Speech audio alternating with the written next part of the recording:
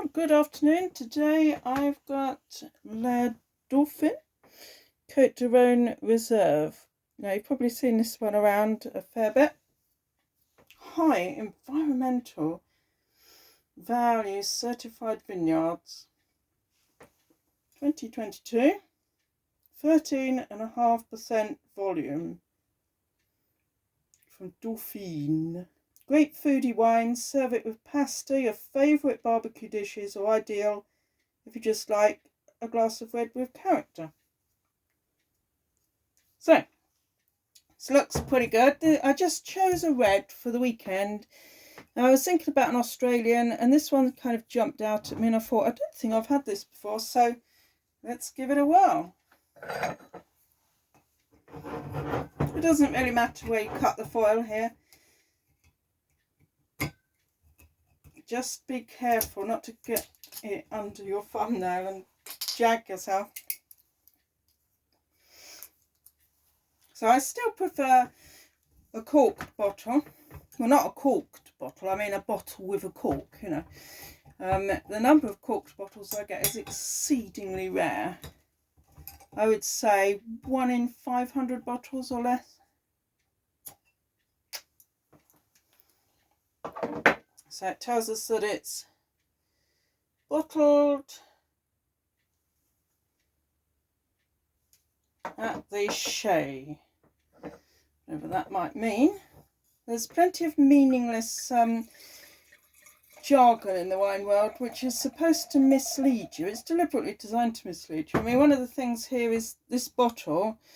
The bottle is the shape you'd expect from the Rhône, and it's got this embossing on it, and that always leads you to think that it's high quality, and of course that may not be the case at all. Just looking at this wine, it's very purplish, and it's very thin texture. I can smell it from here. It's got a very nice sort of new Rhône plush smell about it. Quite alcoholic. Loads and loads of fruit. A bit of promise of some spicy pepper. Some maybe some tarragon, some licorice perhaps. Bit of forest floor, who knows. It doesn't really tell us a lot, but it does say it's reserved, so we assume that it's been, you know, popped into oak barrels for a while.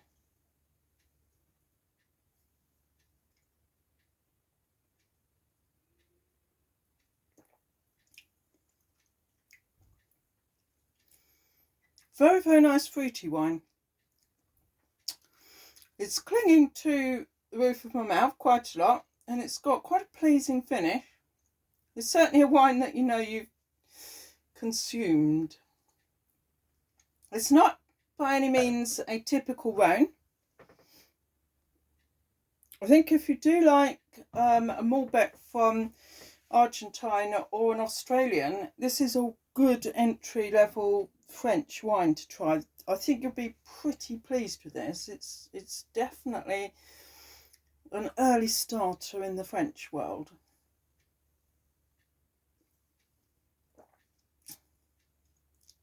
It's a tiny bit more pleasing than the cheap one that I tried from Tesco's.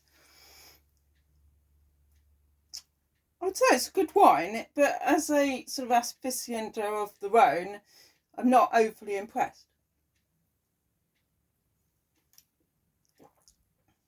It's just a good weekend quaffing wine. You know, it's got a lot of the sort of plushness of an Australian for the mass market, or a Malbec for the mass market. It's not giving me, you know, delightful sort of herbaceous boutique winery feel about it. It's not even really giving me the Rhône either, you know. It's very drinkable, and I'm pleased that I've bought it, you know, but it was, I think it was £8. Might have been £8.50. Oh yeah, it was £8.50 from a corner shop.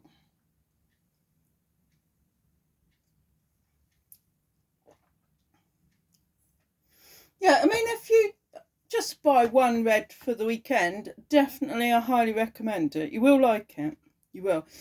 But if you know your reds intimately, you're not going to think a whole lot of it. That's all. I mean, it's absolutely brilliant for the easy pleasing, easy drinking market who just like one red wine a weekend, right? But if you've got your own wine cellar, that one won't be creeping into it, okay? But you know, it was a good buy for the money. Well, it was a good buy to the money anyway. So I'm going to actually have this with a panini with mackerel in a sort of spicy tomato sauce, and later on in the midweek I'll finish it up with a fillet steak, and then I'm going to turn my attention to some Italian red wine. My difficulty at the moment is I've got no access to my own wine cellar, and so I'm just having to go out and buy whatever's on the shelf for not too much money and hope that I get something drinkable. This is eminently drinkable. You will like it a lot, but you know, it's not a big busting Rhône by any means. That's all. It's this is a reasonably unfair criticism, but it's a bit of a flabby wine. But then almost all popular Malbec and Australian cheap wines are, you know, under £10. They're very much the same sort of thing. So I haven't got a lot of praise for it, but it is very drinkable, and you know, it's up there with Jam Shed and all the rest of them.